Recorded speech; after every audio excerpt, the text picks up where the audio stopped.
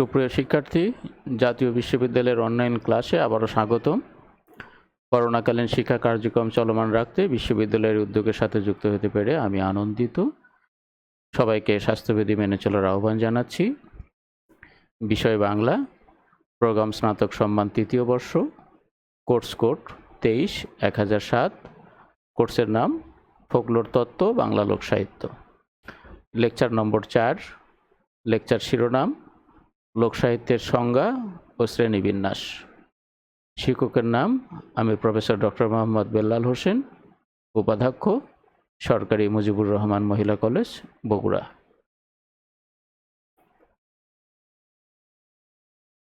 আমরা আবার একটু সিলেবাসটি দেখে নিই। ফোকলোর তত্ত্ব মতবাদ নম্বর 40। ফোকলোরের প্রধান প্রধান তত্ত্ব মতবাদ, এই বিষয়ে আমরা 3টি ক্লাস নিয়েছি। আজকে আমরা সিলেবাসের দ্বিতীয় অংশের ফোকলোর তত্ত্ব মতবাদের দ্বিতীয় অংশ লোকসাহিত্যের সংজ্ঞার্থ ও শ্রেণীবিন্যাস, এই বিষয়টি নিয়ে আলোচনা করব। আমাদের পরে আরও 3টি বিষয় থাকছে। বাংলা লোকসাহিত্য সংগ্রহের ইতিহাস পরবর্তী লেকচার হবে, এরপরে সংগ্রহ সম্পাদনা পদ্ধতি ও লোকসাহিত্যের সমাজ ও সংস্কৃতি। আমরা একটি ছবি দেখছি যে আমাদের গ্রামীণ সংস্কৃতির মহিষের গাড়ি আমাদের লোকজ ঐতিহ্যের একটি অংশ। এটি গতিশীলতা প্রমাণ করছে এই ছবির মধ্য দিয়ে। আমরা দেখাতে চেয়েছি ফোকলোর একটি চলমান প্রক্রিয়া। আজকে যা শিখব, লোকসাহিত্য কাকে বলে, লোকসাহিত্যের বৈশিষ্ট্য, লোকসাহিত্যের শ্রেণীবিন্যাস। ফোকলোরের সংজ্ঞা, আমরা লোকসাহিত্যের সংজ্ঞা আমরা আগে জেনেছি যে লোকসাহিত্য ফোকলোরের একটি বিশেষ শাখা। ফোকলোরের যে শ্রেণী বিভাজনটি আমরা দেখিয়েছি, সেখানে দেখিয়েছি যে বাচনিক বলে একটি শাখা আছে। এই বাচনিক শাখাটি মূলত লোকসাহিত্য। সাধারণত লোকের মুখে মুখে প্রচলিত সাহিত্যকে লোকসাহিত্য বলে, যদিও অভিধানে লোকসাহিত্যের অসংখ্য সংজ্ঞা দেয়া আছে। Standard dictionary of mythology and legend, এই অভিধানে আমরা বলেছি যে 21টি সংজ্ঞা দেয়া আছে ফোকলোর এবং লোকসাহিত্যের। কিন্তু এই সংজ্ঞাটি আমরা সকলেই জানি যে, এবং খুব সহজবোধ্য একটি সংজ্ঞা, যে লোকের মুখে মুখে প্রচলিত যে সাহিত্য সেটি সাধারণত লোকসাহিত্য। লোকসাহিত্যের বৈশিষ্ট্য, এটি মৌখিক সাহিত্য নির্ভর, বা লোকসাহিত্য মৌখিক ঐতিহ্য নির্ভর। মুখে মুখে এর প্রচার ও প্রসার, লোকের মুখে মুখে এর সৃষ্টি এবং স্থিতি। লোকসাহিত্যের কোনো একক স্রষ্টা থাকে না। কোনো ক্ষেত্রে থাকলেও, যেমন লোকসঙ্গীতে লালন, হাসন প্রমুখ, তা বিশেষ গোষ্ঠীর বা সংযোগ রক্ষাকারীর সাংস্কৃতিক সম্পদে পরিণত হলে লোকসাহিত্য হয়।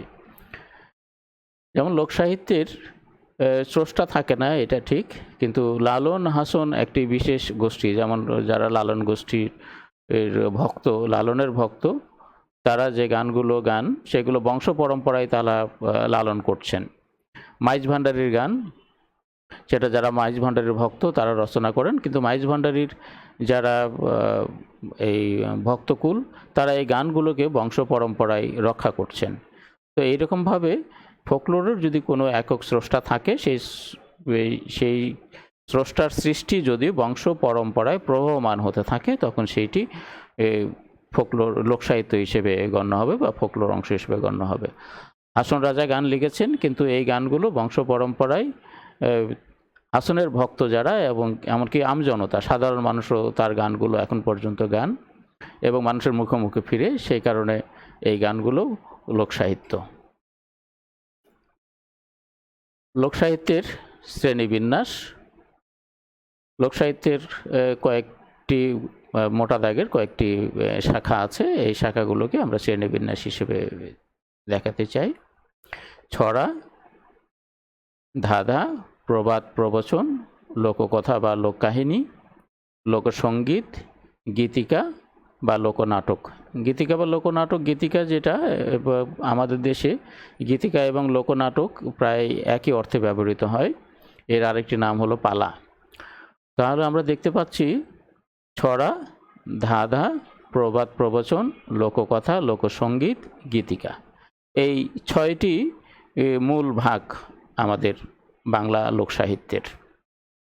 তো আমরা এই কয়েকটি বিষয় নিয়ে এখন একটু আলোচনা করব।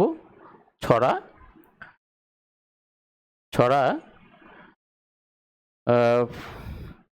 লোকসাহিত্যের সবচেয়ে গুরুত্বপূর্ণ মাধ্যম লোকছড়া। সংস্কৃত ছটা শব্দ থেকে ছড়া শব্দের উদ্ভব হয়েছে বলে ভাষাবিজ্ঞানীরা মনে করেন। ছটা শব্দের অর্থ ছড়ানো, ছিটানো। আরেকটি অর্থ গ্রথিত বা গাথামালা। এর আঞ্চলিক নাম শ্লোক, শিল্লক, শাস্তর, সিকলি, এরকম নানান নাম আছে। বাংলাদেশের অনেক অঞ্চলেই ছড়া এক এক নামে পরিচিত, এক এক নাম আমরা শুনতে পাই, আঞ্চলিক নাম শুনতে পাই। সাধারণত লোকের মুখে মুখে প্রচলিত ধ্বনি প্রধান সুরাশ্রয়ী সমিল পদ্যকে ছড়া বলে। ছড়ার বৈশিষ্ট্য সমিল পদ্য, ধ্বনি প্রধান ও সুরাশ্রয়ী, বিক্ষিপ্ত ভাব এবং শিশু মনের নিগূঢ় প্রকাশ। এখানে বানানটি একটু ভুল হয়েছে, নিগূঢ় হয়ে আছে, এটা একটু তোমরা খেয়াল করবে, নিগূঢ় প্রকাশ হবে। তো আমরা একটু ছড়ার শ্রেণী বিভাগটি একটু দেখি, এরপরে আমরা বেশ কিছু ছড়ার একটু উদাহরণ জানব। লোকছড়ার শ্রেণী। ছেলে ভুলানো বাংলায় অনেকগুলো লোকছড়া আছে, তার মধ্যে প্রধান প্রধান শ্রেণীগুলো এরকম: ছেলে ভুলানো ছড়া, ঘুম পাড়ানি ছড়া, নরনারী বিষয়ক ছড়া, ঐন্দ্রজালিক ছড়া, খেলার ছড়া, ব্যঙ্গ বিদ্রূপের ছড়া ইত্যাদি। রবীন্দ্রনাথ যে ছড়াগুলো সংগ্রহ করেছেন, যেটি তোমাদের পাঠ্য আছে, আমরা পরে সেই বিষয়ে আলোচনা করব, সেটি ছেলে ভুলানো ছড়া। যদিও তোমাদের সিলেবাসে লেখা আছে লোকছড়া, আসলে রবীন্দ্রনাথ যেটি সংগ্রহ করেছিলেন সেগুলো ছেলে ভুলানো ছড়া নাম দিয়ে প্রকাশ করেছিলেন। ছেলে ভুলানো ছড়া হলো আসলে ছেলেকে ভুলানো, ছোট ছোট ছেলে মেয়েদের, বাচ্চারা যখন কান্নাকাটি করে বা তাদেরকে কিভাবে ভুলানো যায় সেইগুলি হলো ছেলে ভুলানো ছড়া। ঘুম পাড়ানি ছড়া হলো শিশুকে ঘুম পাড়ানোর সময় যে ছড়া গানগুলো করা হয় বা ছড়াগুলো বলা হয় সেটি ঘুম পাড়ানি ছড়া। এছাড়াও নরনারী বিষয়ক ছড়া আছে, ঐন্দ্রজালিক ছড়া আছে। ঐন্দ্রজালিক ছড়া সাধারণত প্রকৃতি বিষয়ক ছড়া। এছাড়াও মন্ত্রতন্ত্রকে নিয়ে যে সমস্ত ছড়া আছে এগুলো ঐন্দ্রজালিকতার মধ্যে পড়ে। খেলার ছড়া। বাংলাদেশে অসংখ্য লোক খেলা আছে, এই খেলাগুলোর সঙ্গে কোনো কোনো খেলায় অবশ্যম্ভাবীভাবে ছড়া বলতে হয়, আবার কোনো খেলা ছড়া ছাড়া আছে। এছাড়া ব্যঙ্গ বিদ্রূপের ছড়া আছে। আরেকটি ছড়া আছে এখানে, আমার এখানে স্লাইডে বাদ পড়েছে, আচরণগত, বিশেষ করে আচরণিক কিছু ছড়া আছে, আচার অনুষ্ঠানের ছড়া। তো আমরা একটু ছেলে ভুলানো ছড়া রবীন্দ্রনাথের যেহেতু ওইটি পাঠ্য আছে, ওইটি নিয়ে আমরা যখন আলোচনা করব তখন ছেলে ভুলানো ছড়া নিয়ে বিস্তারিত কথা বলবো। আজকে অন্য ছড়াগুলো নিয়ে একটু কথা বলি। এখানে রবীন্দ্রনাথের ছেলে ভুলানো ছড়ার মধ্যে ঘুম পাড়ানি ছড়াটি নেই। ছেলে ভুলানো ছড়া একটা উদাহরণ দিই, যেমন আগডুম বাগডুম, ওইটা যদিও খেলার ছড়া, ওইগুলো আছে। যমুনাবতী ছড়া, এগুলো ছেলে ভুলানো ছড়া। ঘুম পাড়ানি ছড়ার একটি এক এক অঞ্চলে এক এক রকম ঘুম পাড়ানি ছড়া আছে। যেমন একটি ছড়া বলি, যে বগুড়া অঞ্চলের ছড়া, বগুড়া, রাজশাহী, উত্তরবঙ্গে এই ছড়াটির প্রচলন রয়েছে। নিন্দো নিন্দো কালবাদুরের ছাও, কালের মাও হাটে গেছে কলসি কিনে দাও, কলসির মধ্যে গুমা সাপ, গুম গুম করে, তারই মধ্যে বইয়ের বাপ, দাড়ি মসুর পাড়ে। এইরকম অসংখ্য ঘুম পাড়ানি ছড়া আছে। তেমনি আছে নরনারী বিষয়ক ছড়া, কোনো ব্যক্তিকে নিয়ে ছড়া, যেমন একজন, এছাড়াও এই একজন ব্যক্তি, সেটা একজন বিশেষ কোনো ব্যক্তি, ঐতিহাসিক ব্যক্তি হতে পারে, সাধারণ মানুষ হতে পারে, কোনো ঐতিহাসিক চরিত্র হতে পারে। এইরকম, যেমন আমাদের মুক্তিযুদ্ধের সময় ইয়াহিয়া খানকে নিয়ে, টিক্কা খানকে নিয়ে অসংখ্য ছড়া রচিত হয়েছে। যে যেমন একটি মুক্তিযুদ্ধ বিষয়ক ছড়া হলো, টিক্কারে টিক্কা তোরে দেমো ফিক্কা। এইরকম তারপরের লাইন, আরও কিছু লাইন আছে। ঐন্দ্রজালিক ছড়া সাধারণত মন্ত্রতন্ত্রের কথা বলেছি। খেলার ছড়া, বৌচি খেলার ছড়া, হাডুডু খেলার ছড়া, অসংখ্য ছড়া আছে। এই ছড়াগুলো আমাদের সামাজিক সাংস্কৃতিক ইতিহাসের একটা বিশ্বস্ত দলিল। আমরা কিভাবে এইগুলোর মধ্যে আমাদের ইতিহাসের উপাদান এবং সাংস্কৃতিক উপাদান ছড়িয়ে আছে, আমরা পরবর্তী আলোচনায় সে বিষয়টি দেখার চেষ্টা করব। আমরা একটু পরের আলোচনায় যাচ্ছি। প্রবাদ প্রবচন লোকসাহিত্যের একটি গুরুত্বপূর্ণ অংশ। প্রবাদ প্রবচন সাধারণত ক্ষুদ্র বাক্যে দীর্ঘ ভাবের প্রকাশই হচ্ছে প্রবাদ প্রবচন। প্রবাদকে বুদ্ধির সারসংক্ষেপে বলা হয়। সাধারণত মানুষের অভিজ্ঞতার স্ফটিকৃত বাক রূপায়ণ, ঐতিহ্যাচিত নীতি শিক্ষা প্রদান এবং লোকমনে প্রবাহিত সত্যকথন, এইগুলো সাধারণত প্রবাদের বৈশিষ্ট্য। এছাড়াও আছে ভূয় দর্শন। প্রবাদের মধ্যে আমরা আরও কিছু কাঠামোগত বৈশিষ্ট্য দেখি, যে প্রবাদের সাধারণত একটি পজিটিভ দিক থাকে আর একটি নেগেটিভ দিক থাকে।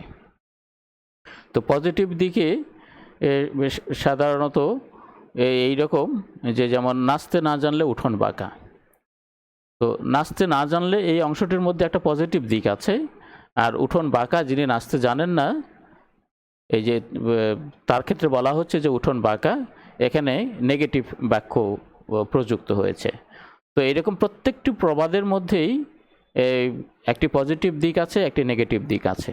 তো সেই পজিটিভ নেগেটিভ দিকগুলো তোমরা যদি ডক্টর ওয়াকিল আহমেদের বাংলা লোকসাহিত্য প্রবাদ প্রবচন গ্রন্থটি দেখো, তাহলে এই প্রবাদ প্রবচনের বিষয়গুলো তোমরা বেশ সুন্দরভাবে দেখতে পাবে, জানতে পারবে। আমরা অসংখ্য প্রবাদ ব্যবহার করি দৈনন্দিন জীবনে আমরা অসংখ্য প্রবাদ ব্যবহার করি। তো এই প্রবাদগুলো আমাদের জীবনে দার্শনিক বিষয় হিসেবে যারা প্রবীণ মানুষ তারা প্রয়োগ করেছেন জীবনের দর্শন হিসেবে। এই যে যেমন দুষ্ট গরুর চেয়ে শূন্য গোয়াল ভালো, অথবা চাচা আপন প্রাণ বাঁচা, কিংবা যে যায় লঙ্কায় সেই হয় রাবণ। এইরকম অসংখ্য প্রবাদ আছে। আমাদের বাংলার লোকসাহিত্যের ইতিহাসে প্রথম যে গ্রন্থটি সংকলিত হয়েছিল, একটি সংকলন গ্রন্থ, সেটি মূলত প্রবাদের সংকলন। যদিও তার আগে কিছু লোককাহিনীর সংকলন হয়েছিল, কিন্তু প্রবাদের একটি বড় রকম সংকলন হয়েছিল। যে এইটি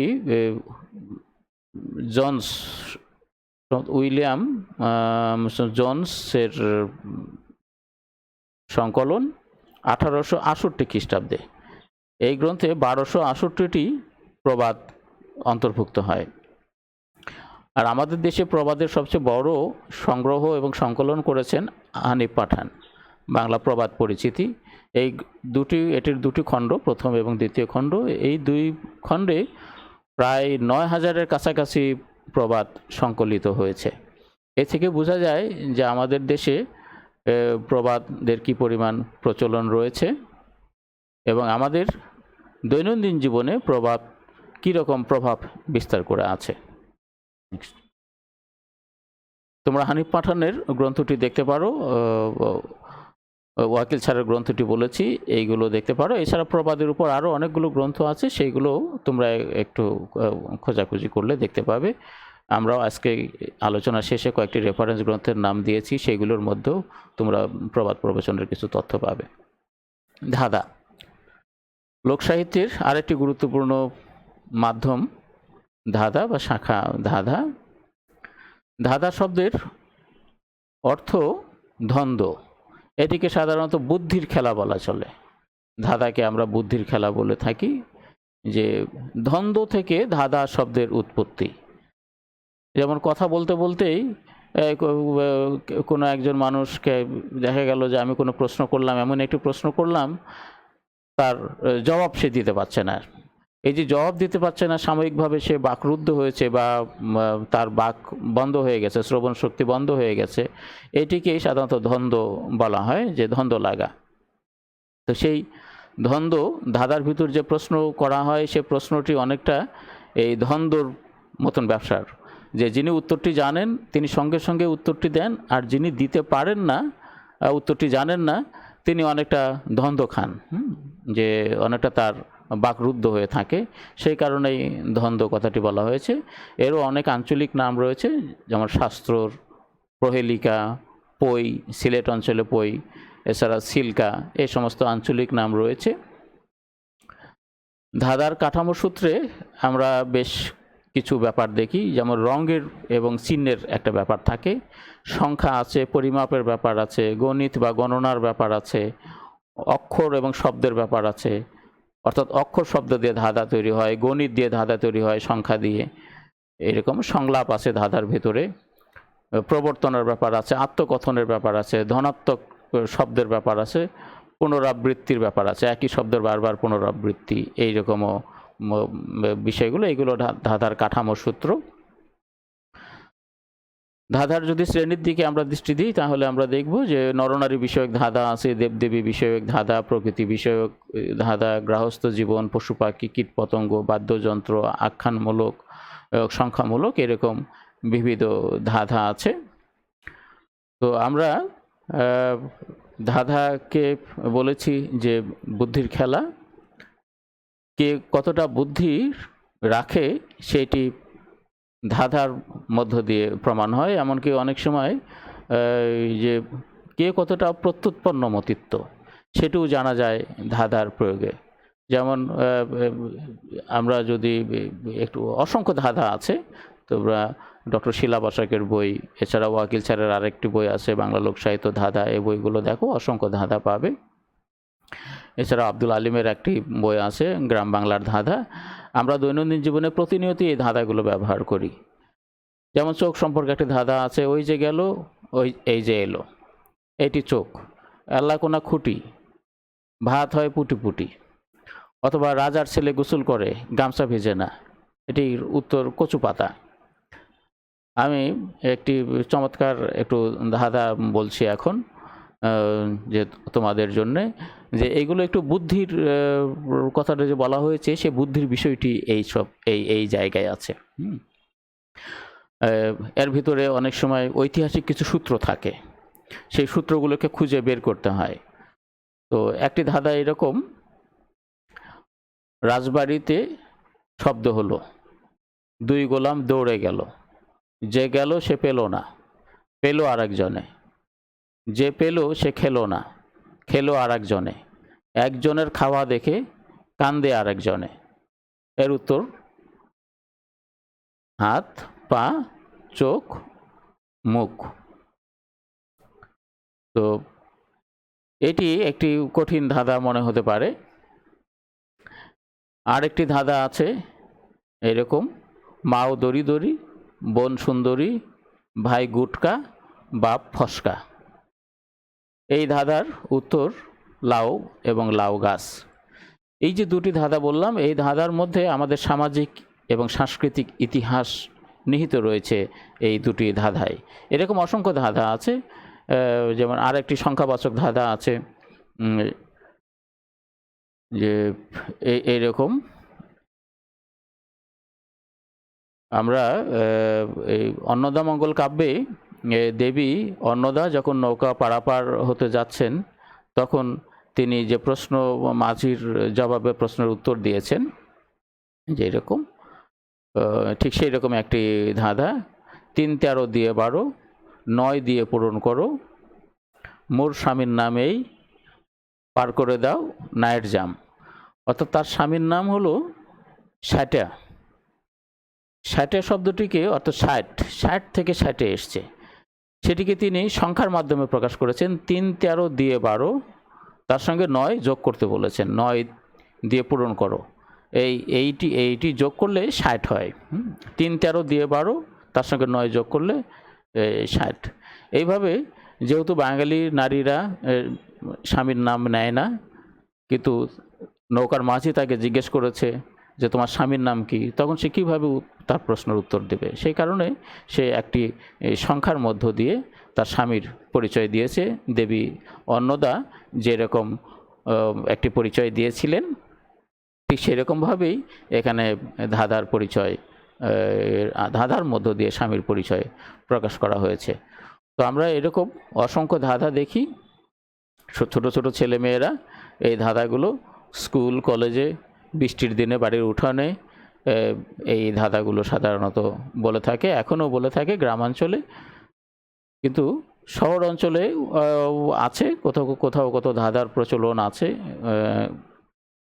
কিন্তু অতীতে যেভাবে ধাঁধার চর্চা হয়েছে বর্তমানে সেভাবে ধাঁধার চর্চাটি এখন আর হচ্ছে না। তবে ধাঁধার চর্চা করলে এই বিশেষ করে লোকবুদ্ধির এবং বুদ্ধি যে শানিত হয় সেই বিষয়টি আমরা দেখতে পাই, যে এটি ধাঁধার প্রশ্ন এবং উত্তর দানের মধ্য দিয়ে সেটা বোঝা যায়। আমরা এবার একটু কথা বলবো লোককথা ও লোককাহিনী নিয়ে। লোকসাহিত্যের সবচেয়ে প্রাচীন এবং সবচেয়ে গুরুত্বপূর্ণ শাখা লোককথা বা লোককাহিনী। আমাদের বাংলা লোককথা বা লোককাহিনী লোকসাহিত্যের যতগুলো শাখা আছে তার মধ্যে আমাদের লোকছড়া এবং লোককথা এই দুটি যতটা প্রচার এবং প্রসার পেয়েছে, বিশেষ করে লোককাহিনীটি সবচেয়ে বেশি প্রচার পেয়েছে। সুপ্রাচীন কাল থেকেই এইগুলো ইউরোপ আমেরিকায় হিজরত করেছে নানান জনের মাধ্যমে, এবং সারা পৃথিবীতেই দেখা যায় যে লোককথার প্রচলন সবচেয়ে বেশি। মানুষ যখন গল্প করা শিখেছে, কথা বলা শিখেছে, কথা বলার পর বাকক্ষম হতে শিখেছে, সেই সময় থেকেই মানুষ এই গল্প বলা শুরু করেছে, এবং সেই গল্পগুলো তারা বলেছে তাদের যে দৈনন্দিন জীবনের অভিজ্ঞতা, সেই অভিজ্ঞতাকে তারা এই গল্পগুলোতে ধারণ করেছে। তো সেই গল্পগুলো পরবর্তীকালে কোনোটি হয়েছে মিথ, কোনোটি হয়েছে লোককাহিনী, এবং কোনোটি লৌকিক পুরাণ। এইরকমভাবে প্রথমে মিথ, এরপরে লোকগল্প বা লোককাহিনী, এরকমভাবে আসতে, এবং তারও পরে কিংবদন্তি, এইরকমভাবে একটা রূপান্তর ঘটেছে। তো আমরা এই লোককথার একটি সংজ্ঞা যদি একটু নেবার চেষ্টা করি তাহলে দেখব যে মানুষের মুখে মুখে প্রচলিত গল্প কথাই হচ্ছে লোককাহিনী। এর বৈশিষ্ট্য হলো মুখে মুখে প্রচলিত গল্প কথা বংশ পরম্পরায় সম্পদ, শ্রোতাকে আনন্দ শিক্ষা দেয়া, লোককাহিনী বিশ্বজনীন। নানান রকম লোককথা রয়েছে, এর মধ্যে রূপকথা, বীর কথা, রোমাঞ্চকর কথা, স্থানিক কাহিনী, ব্যাখ্যা দানকারী কাহিনী, পুরাণ, জীবজন্তু, নীতিকথা, হাস্যরসাত্মক, বিবিধ। জীবজন্তু বলতে পশুকথা। এই পশুকথা লোককথার মধ্যে সবচেয়ে পুরনো। আমাদের দেশে অসংখ্য পশুকথা আছে, শিয়ালকে নিয়ে, বাঘকে নিয়ে, কুমিরকে নিয়ে, এবং পৃথিবীর সব অঞ্চলেই এই সমস্ত জীবজন্তুকে নিয়ে অসংখ্য পশুকথা আছে। এই পশুকথাগুলোর সঙ্গে মানুষের জীবন, মানুষ যেভাবে কথা বলে ঠিক পশুরা ওই রকমভাবেই কথা বলছে। এই যে পশুর সঙ্গে মানুষের জীবনের যে অঙ্গাঙ্গী যোগসূত্র, সেইটি আমরা এই পশুকথাগুলোর মধ্য দিয়ে দেখতে পাই।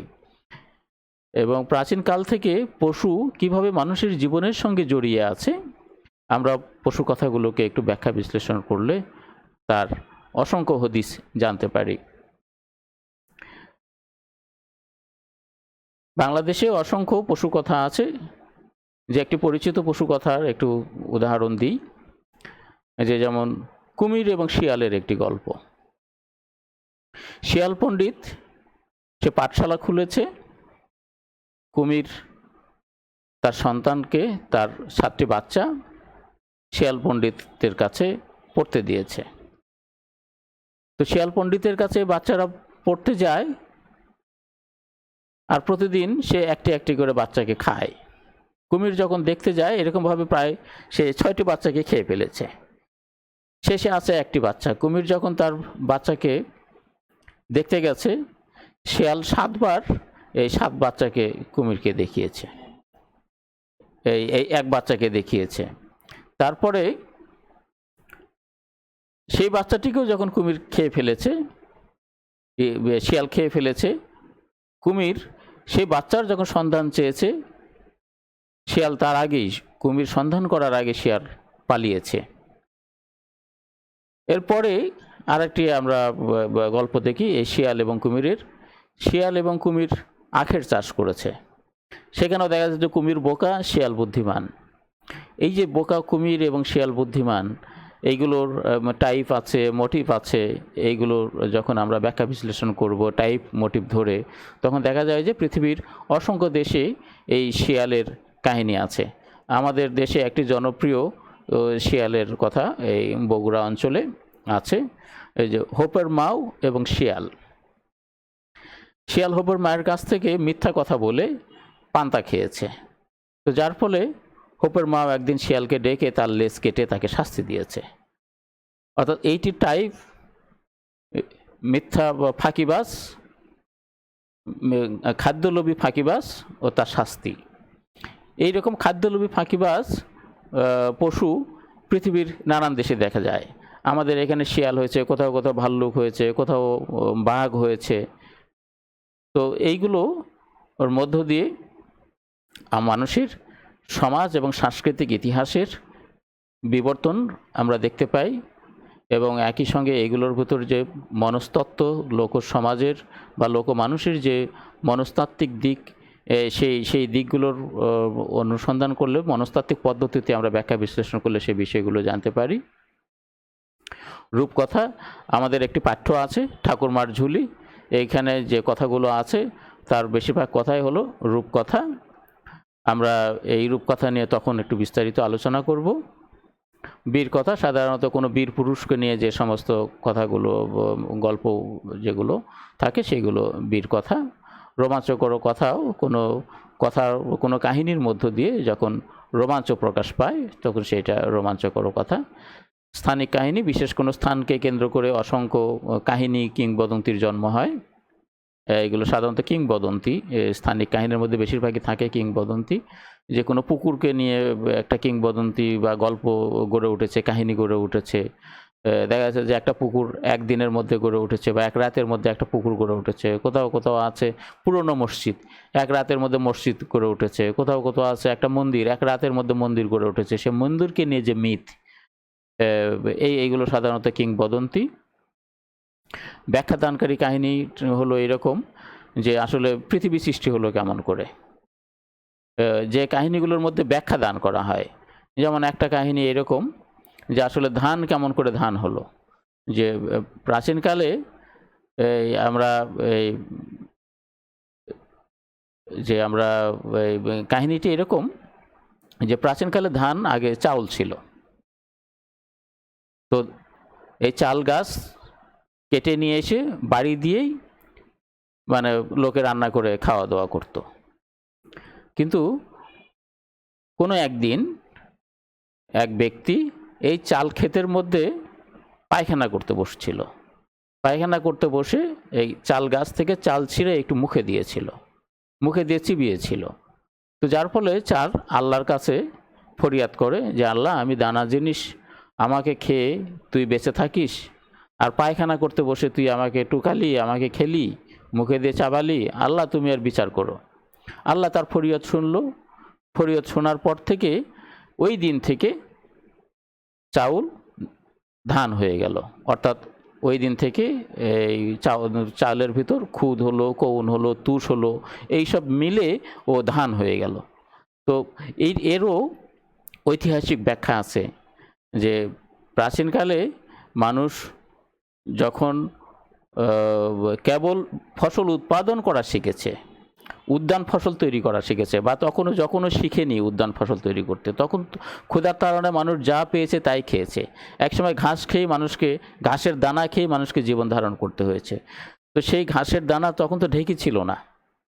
তো আমরা এই মিথটার মধ্যে, এই ব্যাখ্যাদানকারী কাহিনীর মধ্যে প্রাক ঢেকি সভ্যতার একটা ইতিহাস পাই, যে যখন মানুষ খাদ্য প্রসেস করা শিখেনি, তার ইতিহাসটি এই ব্যাখ্যাদানকারী কাহিনীর মধ্যে আছে। এরকম অসংখ্য ব্যাখ্যাদানকারী কাহিনী আছে। এক মহিলা আকাশ উপরে উঠে গেল কেন? এক কুজো বুড়ি প্রতিদিনে উঠান ঝাড় দেয়, আর সেই সময় এসে আকাশ তার পিঠে বাড়ি খায়। আকাশ তাকে এসে ডিস্টার্ব করে, যার ফলে বুড়ি একদিন রাগান্বিত হয়ে ঝাঁটা দিয়ে আকাশকে দেয় এক বাড়ি, আর আকাশ সাঁ করে উপরে উঠে যায়। ওই যে আকাশ উপরে উঠে গেল আর নিচে নামলো না। এইগুলোর মধ্যেও অনেক মনস্তাত্ত্বিক ব্যাখ্যা আছে। তো আমাদের আলোচনার ওটা যেহেতু একটু সীমাবদ্ধতা রয়েছে, সেই কারণে আমরা এগুলোর বিস্তারিত ব্যাখ্যা বিশ্লেষণে যাচ্ছি না। চাঁদ মাসে মাসে ছালাম পায়, সূর্য ছালাম পায় না কেন, সেই নিয়েও গল্প আছে। তো এইরকম অসংখ্য এই ব্যাখ্যা দানকারী কাহিনী আছে। আর মিথ পুরাণের কথা, এটা তো বলছি যে একেবারে পুরনো লোককথার মধ্যে সবচেয়ে পুরনো যে বিষয়টি, সেটি মিথ। এর বাংলা পুরাণ। মিথ দুই প্রকার, লৌকিক মিথ আর একটি ধর্মীয় মিথ।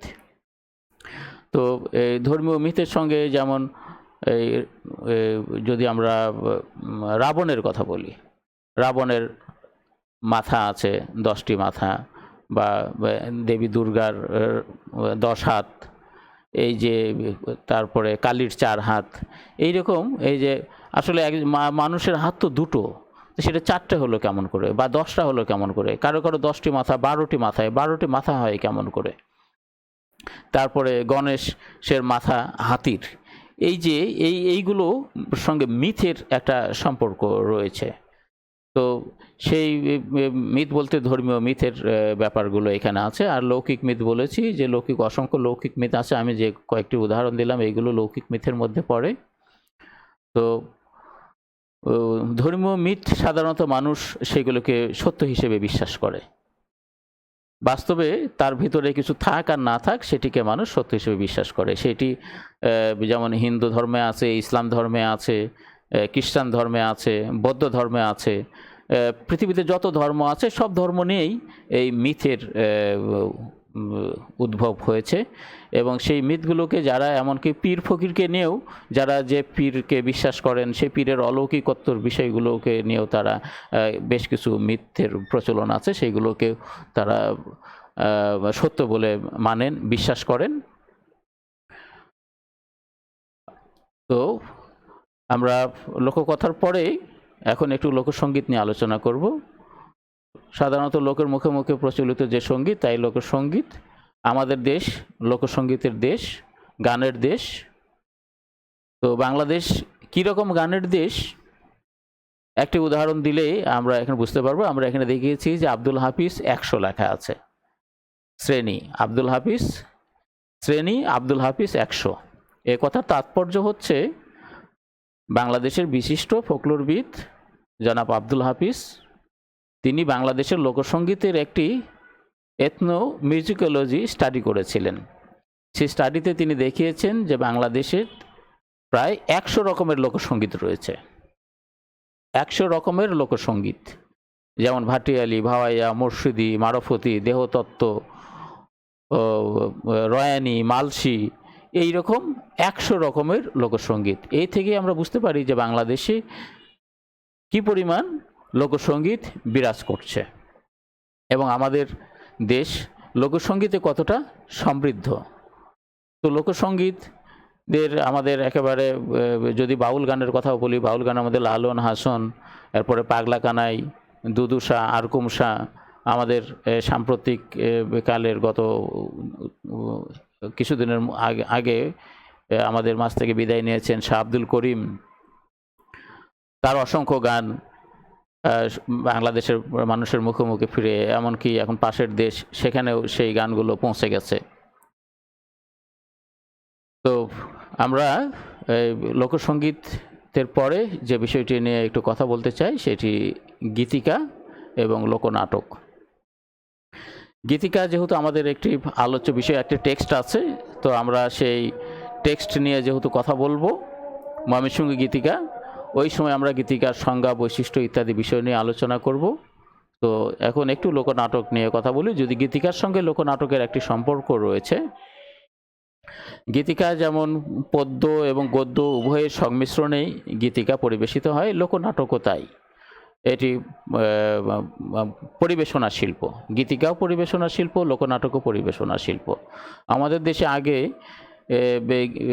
গীতিকা শব্দটি এসেছে ইংরেজি ব্যালাড থেকে, কিন্তু বাংলাদেশে গীতিকা শব্দটির প্রচলন ছিল না। বাংলাদেশে সাধারণত পালা বলা হয়। আর পালাটিকেই আধুনিক কালে লোকনাটক হিসেবে চিহ্নিত করা হয়েছে। কিন্তু বাংলাদেশে হাজার বছর ধরে আছে পালা। তো আমরা এই রকম পালা দেখেছি মধ্যযুগে, একেবারে প্রাচীনকাল থেকে আমাদের দেশে বুদ্ধ নাটকের যে কথা পাই আমরা, সেই সময় থেকেই আমরা এই পালার বিষয়গুলো দেখি। আমাদের মধ্যযুগের সমগ্র সাহিত্যকর্মই মূলত পালা ভিত্তিক বা নাটক ভিত্তিক যদি বলি। তো নাটকের যে সমস্ত বৈশিষ্ট্যগুলো আছে সেই বৈশিষ্ট্যগুলোই আমাদের মঙ্গল কাব্য যদি বলি, এরপরে শ্রীকৃষ্ণ কীর্তনের পদাবলী সাহিত্যের কথা বলি, শ্রীকৃষ্ণ কীর্তনের কথা যদি বলি, অর্থাৎ রোমান্স সাহিত্য বাদ দিয়ে মধ্যযুগের যত বাংলা সাহিত্য আছে ধর্মভিত্তিক সবগুলোই আমাদের লোকনাট্য নির্ভর।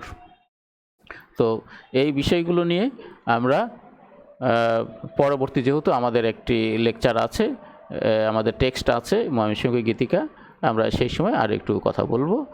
আমরা একটু কয়েকটি অ্যাসাইনমেন্ট দিয়েছি।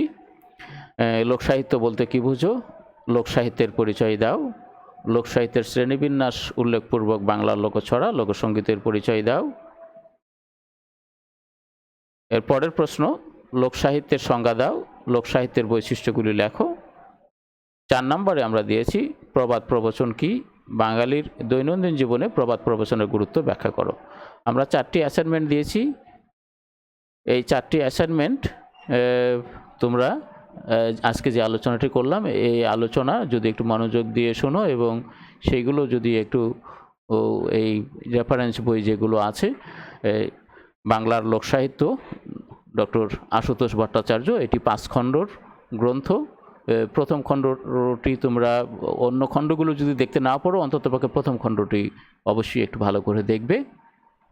দ্বিতীয় বইটি দেখাচ্ছি যে লোকসাহিত্য ডক্টর আশরাফ সিদ্দিকী, এটি তার 2 খণ্ড, দুটো খণ্ডই একটু দেখতে হবে। এর ভিতর লোকসাহিত্যের অসংখ্য তত্ত্ব মতবাদ থেকে শুরু করে এই ছড়া ধাঁধা প্রবাদ প্রবচন ইত্যাদির ব্যাখ্যা এবং অসংখ্য উদাহরণ দেয়া আছে।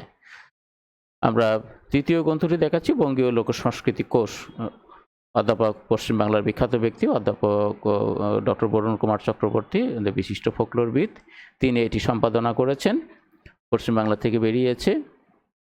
এই গ্রন্থটিও তোমরা দেখতে পারো। আমরা একটু শেষে দেখতে পাচ্ছি একটি নকশি পাখা, হাত পাখা, আমাদের লোকশিল্পের এক অপূর্ব নিদর্শন। এখানে একটি টাইপ ভিত্তিক ওয়ালমেট, যে যাও পাখি বলো তারে সে যেন ভুলে না মোড়ে। আমরা গ্রামাঞ্চলে গেলেই এই ধরনের কথা দেখতে পেতাম, রুমালে লেখা থাকতো এবং ওয়ালমেটেও লেখা থাকতো। তারই একটি আমরা নমুনা দেখতে পাচ্ছি এখানে। ধন্যবাদ সকলকে, সকলেই ভালো থাকবে, সুন্দর থাকবে, সুস্থ থাকবে।